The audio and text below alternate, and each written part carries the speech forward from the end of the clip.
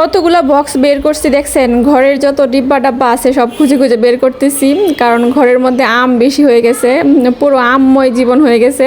মানে একসাথে এত আম নিয়ে আসছে, নর্মালে রাখছি ফ্রিজে আর কি, তো আর জায়গা হইতেছে না আম রাখার জন্য। আর এত আম রাখলেই কি মানে এত আম কি একসাথে খাওয়া যায়? আম কি বেশি দিন থাকে? নষ্ট হয়ে যায় না?